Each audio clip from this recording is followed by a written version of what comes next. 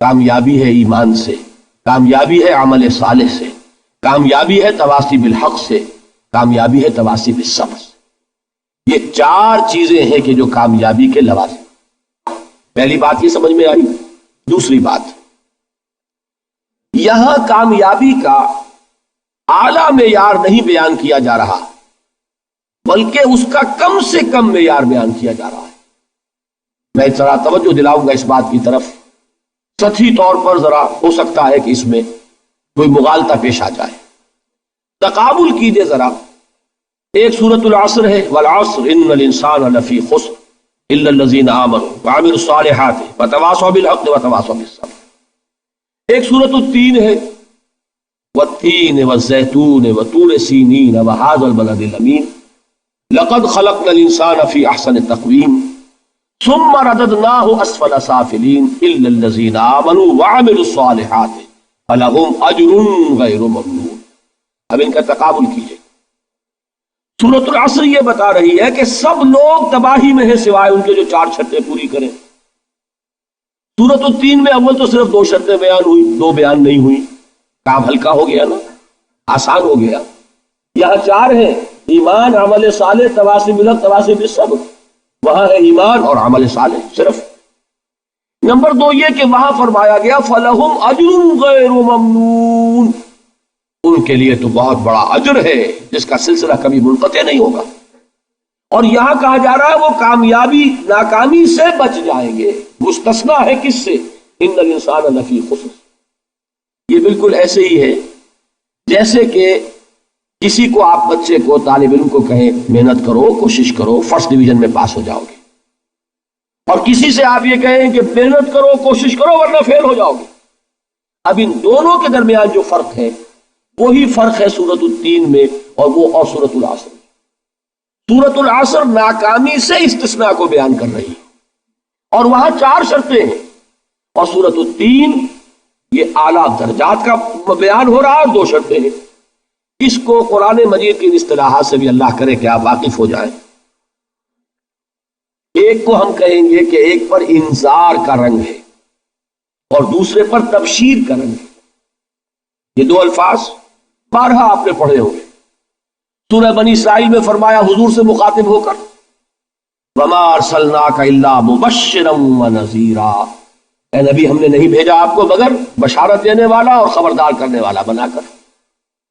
سورہ کہف میں جمع کے صیغے میں آیا وَمَا نُرْسِلُ الْمُرْسَلِينَ إِلَّا مُبَشِّرِينَ وَمُنذِرِينَ، ہم نہیں بھیجتے رہے اپنے رسولوں کو مگر مبشر اور نذیر بنا کر۔ حضور کے بارے میں فرمایا اِنَّا أَرْسَلْنَاكَ شَاهِدًا وَمُبَشِّرًا وَنَذِيرًا۔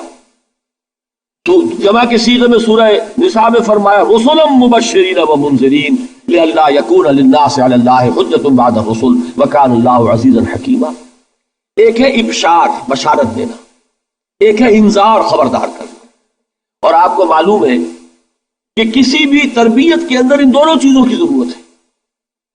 کبھی ایسا ہوتا ہے کہ ڈانٹ ڈپٹ کی ضرورت پیش آتی ہے، دھمکی کی ضرورت پیش آتی ہے، باز آ جاؤ، اپنے رویے کو درست کرو ورنہ پکڑ ہوگی، سزا ملے گی۔ کبھی آپ شاباش دیتے ہیں، ہمت کرو، گھبراؤ نہیں، تمہارے اندر صلاحیت ہے، مایوس نہ ہو، ہمت تمہاری کیوں جواب دے رہی ہے، تم بڑے ذہین ہو، محنت کرو، بڑے اعلیٰ درجات ملیں گے۔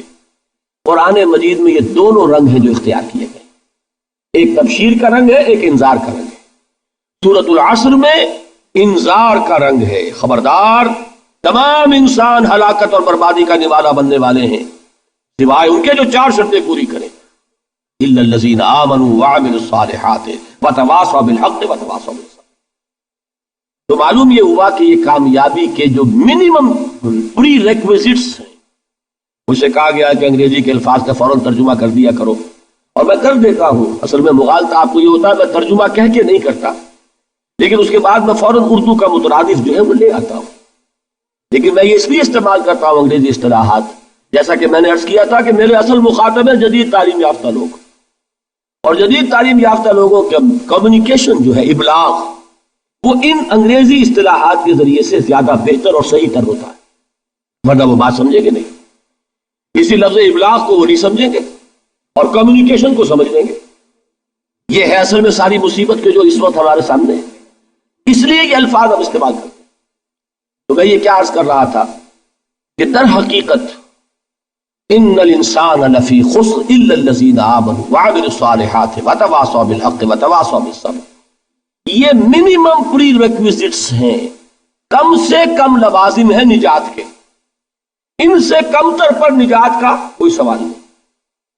اس لیے کہ قسم کھا کر اللہ فرما رہا ہے، زمانے کی قسم ہے، تمام انسان خسارے میں ہے سوائے ان کے جو 4 شرطیں پوری کریں۔ تو تیسری چیز ذہن میں یہ رکھیے، یہ چاروں شرطیں لازم ہیں، یہ بہت اہم نکتہ ہے۔ ابھی ہم نے کسی لفظ کی گہرائی میں اتر کر نہیں دیکھا ہے، ابھی تو ہم سرسری طور پر تذکر بالقرآن کے مرحلے میں ہیں۔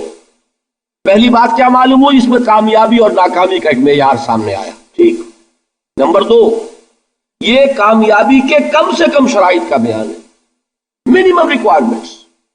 میں نے ایک مرتبہ ایچیسن کالج لاہور میں جب تقریر کی سورۃ العصر پر، تو طلباء کے ذہن کی مناسبت کے اعتبار سے کہا کہ بھائی یہ فرسٹ ڈویژن کا بیان نہیں ہے، یہ 3rd ڈویژن میں کامیابی کا بیان ہے، اس سے کم تر پر فیلیور ہے۔ اس لیے کہ فرمایا گیا والعصر ان الانسان لفی خسر الا الذین آمنوا وعملوا الصالحات وتواصوا بالحق وتواصوا بالصبر۔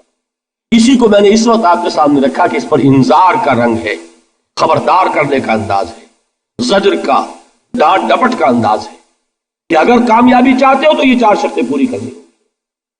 اب تیسری بات جو عرض کر رہا ہوں یہ اہم ترین ہے کہ یہ چاروں شرطیں لازم ہیں۔ اگر اللہ تعالیٰ نے کامیابی کے لیے 4 شرطیں بیان کی ہوں تو سوچئے، کیا مجھے یہ اختیار ہے کہ ان میں سے 1 کم کر دوں، 2 کم کر دوں، 3 کم کر دوں؟ کس کو اختیار ہے؟